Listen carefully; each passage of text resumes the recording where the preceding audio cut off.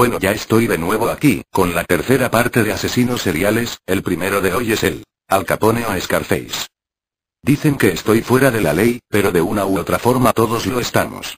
Tales eran las palabras de un gángster legendario, de un criminal y asesino que se decía un hombre de negocios que proporcionaba servicios muy concretos: alcohol, mujeres y apuestas. Tales eran las palabras del capo di capo, del hombre más temido y poderoso en los años de la Gran Depresión, la ley de Volstead que prohibía la venta de licor y la era dorada del jazz. Tales eran las palabras de alguien que no dudaba en mandar matar a sus adversarios, golpearlos personalmente hasta matarlos para dar un ejemplo o instaurar lo mismo comedores de beneficencia que burdeles y garitos. Alphonse Capone nació el 17 de enero de 1899 y muy pronto dejó la escuela. A muy temprana edad se casó y metió en problemas con la ley. Sus maestros, familiares y su único amigo lo recordaban como un niño difícil, malhumorado, muy maduro y con un temperamento inestable y violento. A los 20 lo habían arrestado ya un par de veces por sospecha de asesinato. Era mano derecha de John Torrio, el mafioso más poderoso de Nueva York, era maestro del soborno, había secuestrado, golpeado y ajusticiado a unas cuantas decenas y poseía 3 enormes cicatrices del lado izquierdo de su cara y cuello, producto de una pelea que le otorgaba el apodo de Scarface. Abro paréntesis, casi todos los que le llamaron así murieron, cierro paréntesis. Capone, a quien también llamaban Big Mano a Snorky, era amable y amistoso, un dandy cuyo sello distintivo era un sombrero gris de fieltro, un tipo duro que tuvo que huir de Brooklyn y mudarse a Chicago debido a sus problemas con la justicia y sobre todo con las bandas contrarias que peleaban el mismo territorio. Responsable de al menos 400 muertes y ejecutor de 40, el rey de Lampan murió el 27 de enero de 1947 por sífilis tras pasar 11 años en la cárcel por evasión fiscal, pero no sin antes aclarar que para él el asesinato era una forma legítima de expresión social, la consecuencia lógica de seguir el ideal americano, el bienestar y la riqueza mediante la competición. Jajaja, estaba 2-3 loco, ¿verdad? Bueno, el siguiente, José Antonio Rodríguez Vega. Todos los hombres han sentido alguna vez deseos de violar a su madre. Con tales palabras, tristemente el célebre violador de Santander intentaba justificar sus acciones, darle sentido a su vida de agresiones sexuales y horribles asesinatos. La prensa sensacionalista por supuesto lo atendía, pero la justicia y los psiquiatras lo llamaban el psicópata más peligroso de la historia criminal española.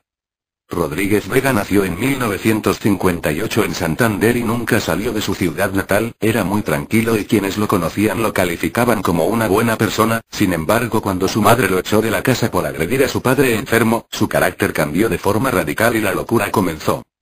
Apenas pasaba de los 20 y su primer arresto era toda una noticia. Cayó el violador de la moto, era la de 8 en todos los diarios locales. Antonio era el responsable y las víctimas eran más de una docena. La condena 27 años, pero de alguna manera el ahora frío y calculador, cruel y carismático delincuente, convenció a las mujeres de que le otorgaran el perdón y así salir solo 8 años después de su detención.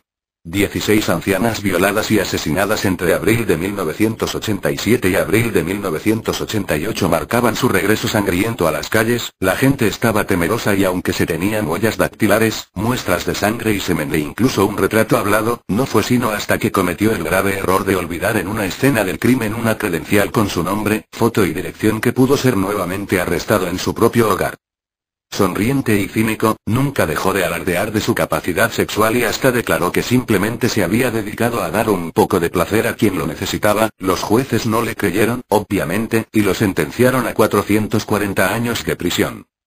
Y aunque su libertad sería discutida en el 2008, su final llegó antes, al ser cosido a cuchilladas el 24 de octubre del 2002 cuando 3 internos le dieron más de 100 piquetes en el cuerpo y al menos 2 docenas en el rostro. Changos. Pobre tipo, ¿verdad? Jeje. Pues el que sigue, Juan V. Corona.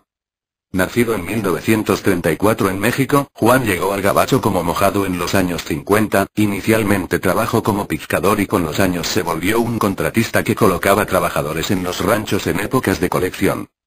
Su vida era tranquila, ganaba suficiente dinero, tenía una familia, no tenía vicios y todos lo apreciaban. Tenía sin embargo grandes secretos. En 1970 un joven fue herido en la cabeza con un machete dentro del café que administraba su hermano menor Natividad. Abro paréntesis, que pinche nombrecito, jajajajejejajajaja. Bueno, seguimos, cierro paréntesis, un homosexual conocido por sus constantes riñas. La víctima no murió y todo quedó en el olvido. Nadie pensó que el mayor de los Corona tuviera algo que ver con el crimen. El error pronto sería evidente cuando el 19 de mayo de 1971 un granjero japonés encontró en su huerta un hoyo recién hecho, algo a lo que de momento no le prestó atención hasta que al anochecer volvió a pasar por allí y el hoyo estaba relleno. Al día siguiente la policía desenterraba el cuerpo de un trabajador que había sido apuñalado y golpeado en la cabeza con un arma filosa. Al buscar pistas pronto se encontraron más tumbas y tras 9 días de investigación un total de 25 cadáveres dejarían al descubierto la labor de un asesino en serie. Todos eran hombres y mostraban las mismas heridas letales en el cuerpo y cabeza, al menos la mitad mostraba signos de violación y en un par de casos se encontraron entre sus ropas recibos firmados por Juan, quien era desde ese momento el principal sospechoso. Arrestado y llevado a juicio, pronto demostró su culpabilidad y se le sentenció a 25 cadenas perpetuas. Mala vida. Qué pena que sea mexicano. Bueno, la última de este vídeo, sí, la última. Pensaban que no había mujeres, pues sí hay. Martina Zimmerman.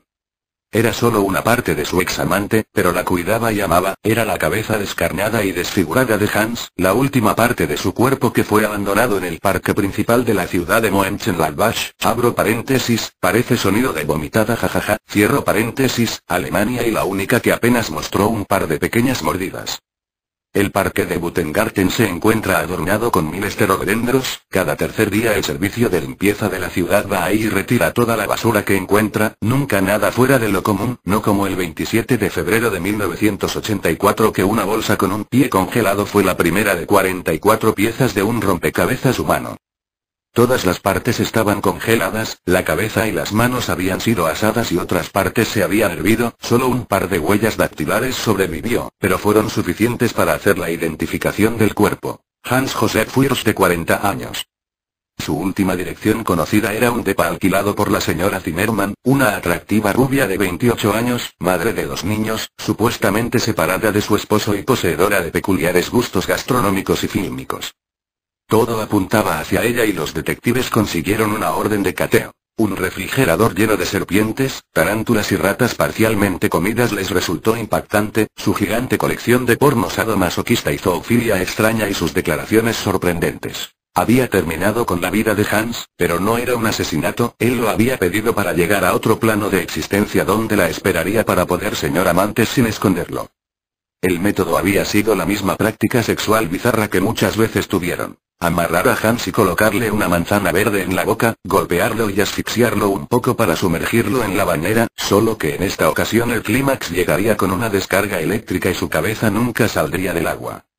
Después Zimmerman trajo una sierra y cuchillo eléctricos para despedazar el cuerpo y en un lapso de 3 días tirarlo casualmente en el parque. Bueno, está medio light pero lo quise poner de todos modos. Bueno, se quedan, que duerman bonito y que sueñen con los angelitos. Un saludo a Sigma Bus 3000, Alenec 267, Anónimo XD, Codmaster, Elber 1 González, y Trotsky 0Z, saludos. Raúl dice que coman frutas y verduras.